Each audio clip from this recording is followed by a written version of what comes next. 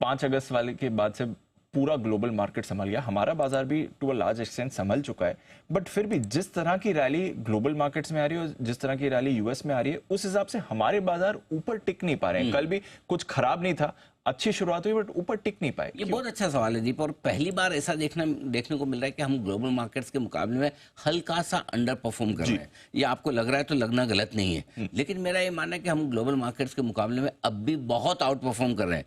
ध्यान से सुनिएगा, आपको लग सकता है कि डाउ पहले हाई बनाने की कोशिश कर रहा है, हम अभी भी दूर हैं।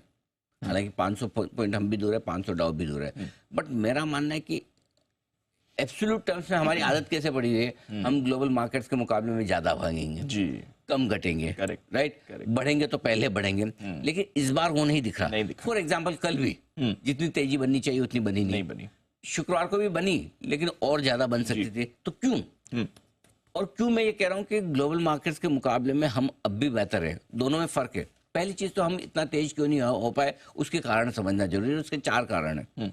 पहला तो ये कि जब आपका बजट आया था तो इलेक्शन के नतीजे आए थे, तो इलेक्शन के नतीजे उम्मीद से कम रहे थे जी, राइट। जो सीट आई थी बीजेपी को कम। दूसरा कारण उसके बाद आया, जहां से हमारी अंडर परफॉर्मेंस शुरू हुई वो समझिए, पहले बजट से, पहले इलेक्शन से, फिर बजट से। बजट में आपका एसटीटी बढ़ गया, capital gain tax long term वाला 12.5% हो गया, वो दूसरा नेगेटिव। तीसरा, जो एफआईज लगातार आपकी बिकवाली कर रहे हैं वापस से, ठीक है। और चौथा ये कि दुनिया भर में जियोपॉलिटिकल टेंशन का डर हुआ, इजराइल ईरान वगैरह से रिलेटेड, थोड़ा अमेरिका की मंदी का भी उसमें आ गया। ये 3-4 चीज़ों को, ये 4 चीज़ें ऐसी थी जिसकी वजह से हम पीछे रहे। अब समझिए, ये सिचुएशन जो पहली 2 वाली बजट और इलेक्शन वाली आज से 10 साल पहले हुई होती तो हम 2 नीचे के सर्किट मार चुके होते। बिल्कुल। तो अगर आप एब्सोल्यूट टर्म में देखोगे तो इस बार पहली बार आपको लगेगा अरे हम तो ग्लोबल के पीछे चल रहे हैं, इस बार हमने हाई नहीं बनाया, अमेरिका पहले बना देगा, तो हम तो पीछे हैं। लेकिन जिन कंडीशन में आप 24,500 पर अभी हैं, उन कंडीशन में 24,500 बहुत अच्छा लेवल है। ओके। अच्छा, पहली बार ये रिजल्ट सीजन उतना मजबूत नहीं गया। 2020 के बाद पहली बार रिजल्ट सीजन के बाद डाउनग्रेड सबसे ज्यादा आए हैं, यानी कि 4 सालों में अर्निंग मोमेंटम थोड़ा सा कमजोर होता हुआ दिखा है। ये ध्यान में रखने की बात है। ये फंडामेंटल रीजन है जो भले इसमें दिखता नहीं हो, लेकिन उसके बावजूद हम 24,500 पे लाइफ हाई से 500 पॉइंट दूर है। इसलिए मेरा ये मानना है कि हम रिलेटिवली ऐसा लगेगा कि हम इस बार पीछे हैं, लेकिन जिन कंडीशंस में हम परफॉर्म कर रहे हैं वो बहुत अच्छी है। और उसके पीछे कारण एक ही है, लोकल लिक्विडिटी, हमारा पैसा। हमारे इन्वेस्टर्स अभी भी म्यूचुअल फंड में दबा कर पैसा लगा रहे हैं, डायरेक्टली लगा रहे हैं। बड़े साइजेबल करेक्शन नहीं आने से उनका कॉन्फिडेंस बरकरार है। सो आई थिंक मान सकते हैं कि हम पीछे हैं, लेकिन एक्चुअली पीछे है नहीं, एक्चुअली नहीं है उतना, तो वो परेशानी वाली बात नहीं है। ठीक है, चलिए, तो ये थोड़ा बाजार का मूड माहौल है इस समय, वैसे परेशानी वाली बात नहीं है।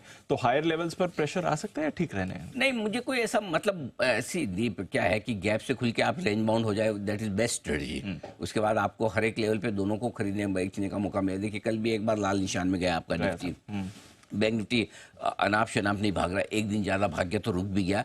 ये सेंसिबल मार्केट है, हेल्दी साइन, हेल्दी साइन है। सी, जितना तेजी से भागेंगे घटने का डर भी उतना ही ज्यादा होता है, जितना धीमे स्पीड से चलेंगे घटने का डर भी कम है। सो आई थिंक ये स्पीड अच्छी है। कौन सा जरूरी, अपने कौन सा निफ्टी 30,000 कल ही कर देना है, आराम से चल रहा है ना। हर एक लेवल पे सबको खरीदने बेचने का माइंड बनाने का मौका मिलता है। नहीं तो एक तरफा भागते तो आप सोचो, जब अब जैसा अमेरिका में जिस तरह से तेजी हुई, जिस तरह से कमजोरी हुई, दोनों एकदम फास्ट हुई।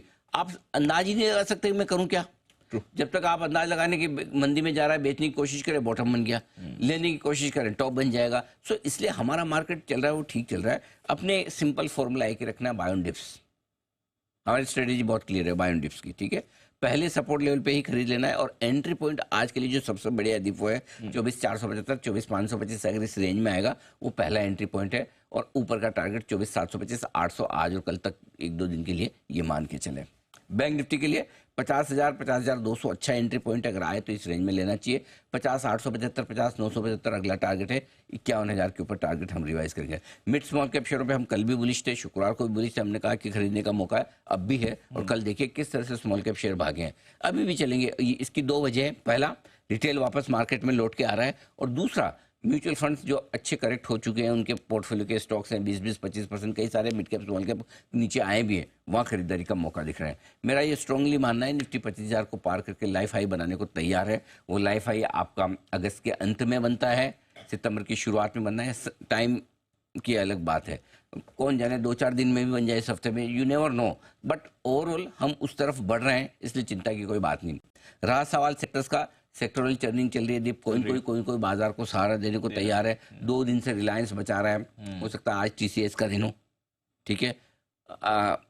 पीएसयूज वापस आपके गर्म हो ही रहे हैं, जो हमारी फेवरेट थीम है ऑयल एंड गैस एनर्जी वाली, वो चल रही है, आज भी चलेगी।